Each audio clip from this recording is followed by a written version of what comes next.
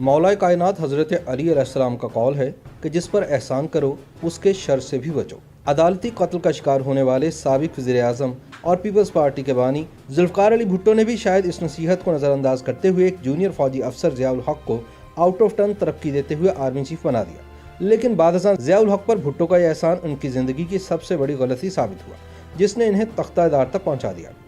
जुल्फ़िकार अली भुट्टो ने जैसे ही सदर पाकिस्तान का ओहदा संभाला, इन्होंने पाकिस्तान तोड़ने के ज़िम्मेदार साबिक सदर और commander in chief Yahya Khan को उनके घरों पर नज़रबंद कर दिया और जनरल गुल हसन से फौजी क़यादत संभालने के लिए कहा। इसके बाद इन्होंने बर्री, बहरी और फ़िज़ाइया तीनों अफवाद में याहिया खान के साथी समझे जाने वाले 44 सीनियर अफसरान को बर्खास्त कर दिया। मशरक़ी पाकिस्तान में भारत के हाथों होने वाली शिकस्त पाक फौज को बैकफुट पर ले आई थी, जिसका जुल्फ़िकार अली भुट्टो ने भरपूर सियासी फ़ायदा उठाया।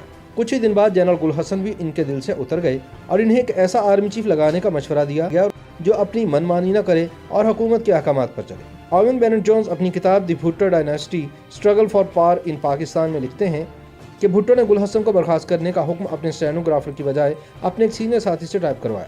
जनरल गुल हसन की बर्खास्तगी के हुक्म के बाद इन्होंने अपने काबिल एतमाद साथी गुलाम मुस्तफा से जनरल गुल हसन के साथ लाहौर जाने को कहा, ताकि गुल हसन से उस वक्त तक कोई राब्ता न हो जब तक उनके जानशीन के तकर्रुर का हुक्म जारी न हो जाए।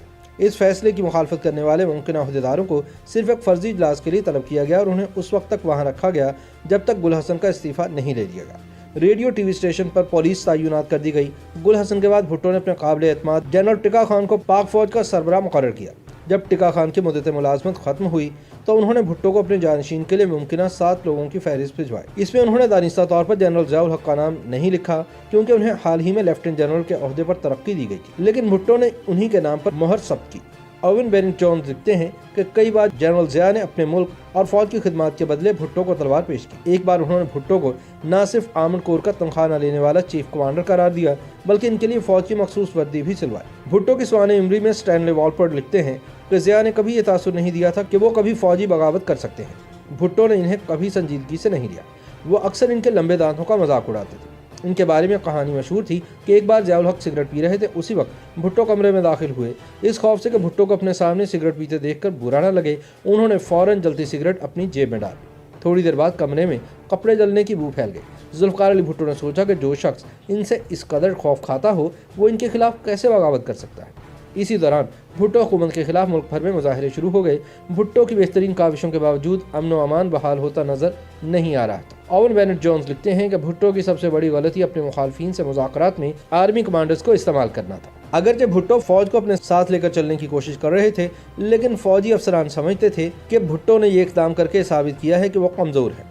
तमाम तर मुखालफत के बावजूद भुट्टो ने 7 मार्च सन 1977 को आम इंतखाबात करवाए, लेकिन फिर फौज के इमाम पर ही ANP की क़यादत ने इंतखाबात के नताइज तस्लीम करने से इनकार कर दिया। याद रहे कि 77 के इंतखाबात में भुट्टो की पीपल्स पार्टी को कौमी असम्बली की 200 में से 155 नशिस्तें मिली, जबकि हिज़्ब इख्तिलाफ पीपल्स अलायंस को सिर्फ 36 नशिस्तें मिली। सन 1970 के इंतखाबात में पीपल्स पार्टी को 39% वोट मिले थे, जबकि 77 के इंतखाबात में इनका वोट 55% तक बढ़ गया था। भुट्टो के खिलाफ हिज़्ब इख्तिलाफ की बड़ी इंतखाबी मुहिम के बावजूद इन्हें सिर्फ 39% वोट ही मिल सके थे। पाकिस्तान के मारूफ सहाफ़ी खालिद हसन ने अपनी किताब rear view mirror for memorise में लिखा है कि भुट्टो के एक मशीर राजा अनवर ने फौजी बगावत से ज़रा कबल भुट्टो जनरल टिका खान के माबैन एक मुलाकात देखी थी। भुट्टो ने टिका खान से कहा था कि जनरल, आपको याद है कि आपने ज़िया को आर्मी चीफ लगाने की मुखालफत की थी। अब आपको एतराफ़ करना पड़ेगा कि मैंने सही फैसला किया था।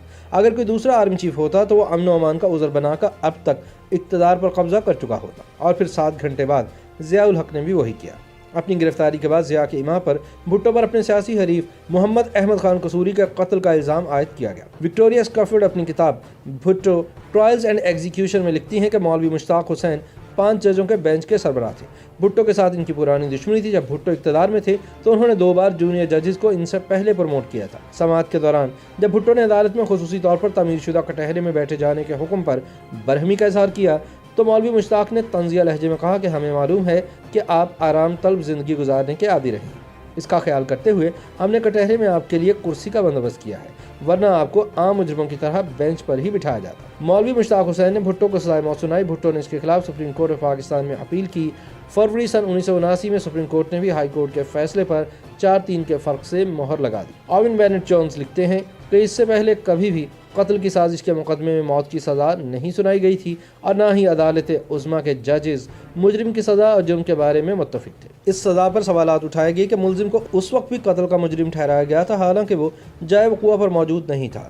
بھٹو نے فیصلے کے خلاف نظر ثانی کی درخواست بھی دائر کی، لیکن اسے اس بنیاد پر مسترد کر دیا گیا کہ اس میں یہ بحث نہیں کی گئی کہ پچھلے 2 مراحل کے فیصلے میں قانون کی خلاف ورزی ہوئی ہے۔ روس کے صدر برزنیف، چین کے سربراہ ہوائے گیفنگ اور سعودی عرب کے شاہ خالد سمیت دنیا بھر کے متعدد رہنماؤں نے بھٹو کی سزا کو معاف کرنے کی اپیل کی۔ برطانیہ کے وزیر اعظم جیمز کلیگن نے جنرل ضیاء کو 3 خطوط لکھے، جس میں ایک خط کے آخر میں انہوں نے لکھا کہ بطور فوجی آپ کو ایک پرانی بات یاد ہوگی کہ میدان جنگ میں تو گھاس بہت جلدی آگ پکڑتی ہے لیکن تختہ ادار پر کبھی نہیں۔ لیکن چونکہ ضیاء الحق نے بھٹو کو پھانسی دینے کا مصمم ارادہ کر لیا تھا، اس لیے انہوں نے پاکستان کے پہلے منتخب وزیر اعظم ذوالفقار علی بھٹو کا جوڈیشل مرڈر کر دیا۔